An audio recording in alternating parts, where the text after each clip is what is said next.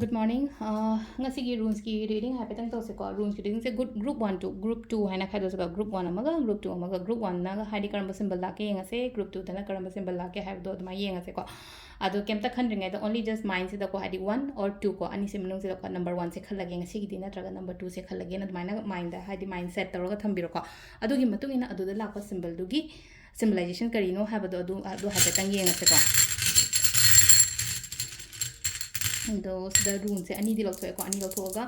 ani sida gi first runes ki ko first rune se silai ko hadi first na ketang sana malai ko duga second rune na sumai lai ko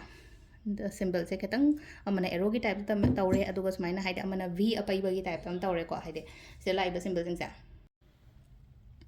ahambagi se ko sacrifice yam tawe ko mi gi damak ta hetare ko hadi mi gi damak ta khanbi ba tawbi ba ko makok chinga ga chat ko pod maina dum oi bodo posing se ko aduga hadi balance budi tawna budi hotnai ko ado balance tawo khara ko hadi adum aina mi gi damak ta tawe ko le aina hotnari ba aina makok chinga ga tawri ba kholi ba mayam se ko hadi kitang isa gi oina ko wakhan ju kitang hadi thought se mayam ga mana de ko aduduna hadi tungda hadi sigi aina mi gi mating pang ba mi keno to leadership haraga di samna haraga di makok chinge haina thola agadi hadi phajana dum khanbado hadi ai mai pakta yade ai keno tawda yade haina dumaina adugi wakhan ma dum leiri ko se leise ngasi gi da phawai tare ko ai sima tawragadi ai do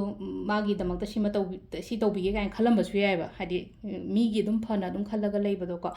ado se leise ko hadi self sacrifice to boje ko sacrifice to wo yam ka haina sacrifice to gonu ko guide oina hairagadi ko hadi sacrification da juri yam lein yam na leina dum hadi isagi yengdana hadi mi gi damak ta pang tawdo tawraga ai family gi kamaina tawdori ani ko sida haja hambagi runes ki guidance se leire ko number 2 ko number 2 sina hadi isa se haitabadi na te yamna hadi leina ko khutsa hairambe wakhan me ama male creative thoughts creative ideas leina ko me ama male leba ko hadi isa gi knowledge me ama male vision me ama male adu do